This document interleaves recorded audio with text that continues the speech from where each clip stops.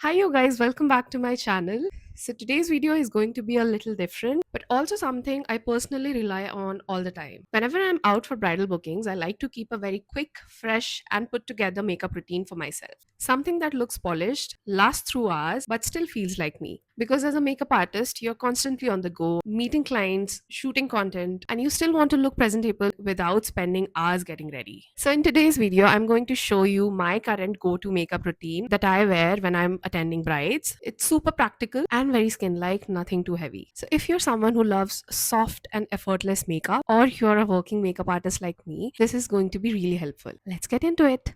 So I'm starting off with my skincare first. I'm going in with a toner and then I'm using the Embryolisse moisturizer. Now this is something I use not just on myself but also on all of my brides. It sits beautifully under makeup. But since I have oily skin, I make sure I'm using just a very small amount because too much product can actually break your base later. And of course, I'm going in with sunscreen as well. And clearly, I got a little too excited here and used a bit too much. So I'm just taking off the excess and applying it on my neck and hands.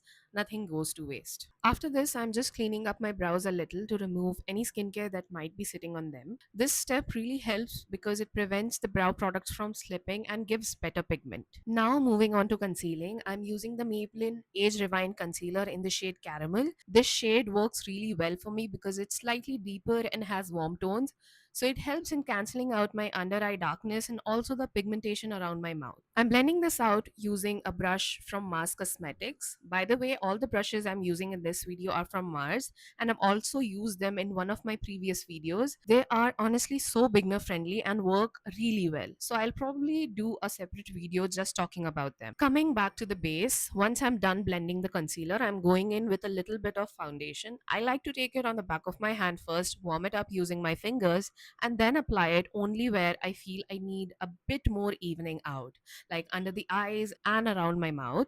And whatever is left on the blender, I just use that to go over the rest of my face. I don't like adding too much product. I just focus on evening out the skin and matching everything to my natural skin tone. This technique keeps the base very light, skin like, and perfect for long working hours. Now I'm going in with a liquid blush. I like to take a little on the back of my hand and just warm it up first.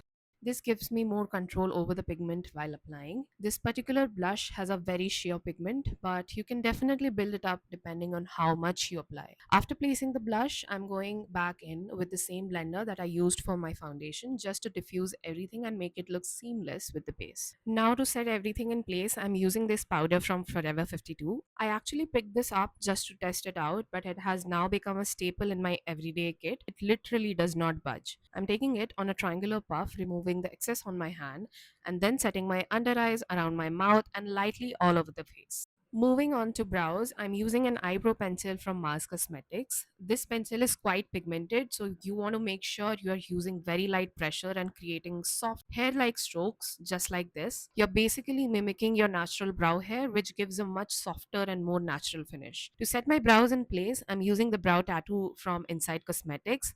And guys, I love this product. It keeps my brows in place for really long hours, and once it sets, it honestly does not move. Now to bring some dimension back into the face, I'm going in with a bronzer. I'm first using a small eyeshadow blending brush, just dipping into the bronzer, tapping off the excess and lightly warming up my eyes.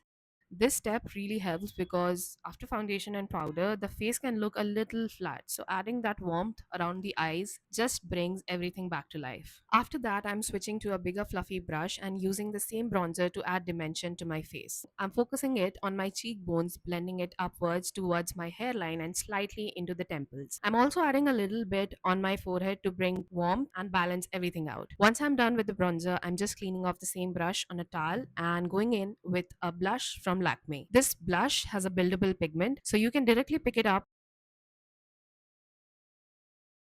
excess on your hand. You can keep it very soft or build it up depending on your preference. Now here is a small step that makes a big difference. I'm again cleaning off the same brush and going back in with the compact powder that we used earlier. Make sure to tap off the excess because this powder is quite pigmented, and I'm lightly going over my under eyes, over the blush and over the bronzer. This basically diffuses everything together so you don't see where one product starts or ends. It just looks very seamless both in person and on camera. For a little extra detail, I'm taking a small pencil pencil brush and using the same bronzer to softly warm up my lower lash line. This just adds a bit of definition so the eyes don't look empty but still keeps the overall look very soft. And finally, to lock everything in, I'm using this makeup spray from Revolution. I've been using this for the past 6 months and I absolutely love how it performs. It hydrates the skin, melts all the powder products together, and makes the makeup look like it's one with your skin. It doesn't make your face overly dewy, which I personally prefer because I have oily skin. It just gives the perfect natural finish without making you look greasy. Now moving on to the lips. I'm using this lip liner from Mars Cosmetics in the shade Choco Butter. It's a deep brown shade and I'm taking my time to really define my lips properly. The lip shape actually frames your face, so this step makes a big difference. You want it to look sharp but still softly diffused. I'm also blending the liner slightly towards the inner part of my lips so everything looks seamless. For lipstick, I'm using this one from Pack Cosmetics in the shade Brunch. It's a really beautiful nude, but on its own it can wash me out a little. So pairing it with a darker brown lip liner just balances everything perfectly and adds that depth back into the lips. Now for the final step, I'm quickly curling my lashes. Take your time with this because it genuinely makes such a big difference. Even before mascara, you can already see the lift it gives to the eyes. And then I'm going in with a good coat of mascara, and you will notice how it instantly makes the face look more awake and fresh.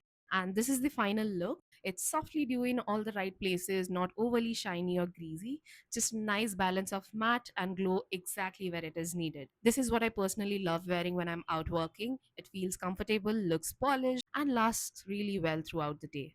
Alright, this is the final look. This is exactly what I like to wear when I'm out working. Something that feels comfortable, looks fresh on camera and in person, and stays put throughout the day. If you enjoyed this video or found it helpful, don't forget to like, share, and subscribe. Also, let me know in the comments what you would like to see next. Maybe more real time bridal routines, kit breakdowns, or quick client ready looks. I'll see you in the next video.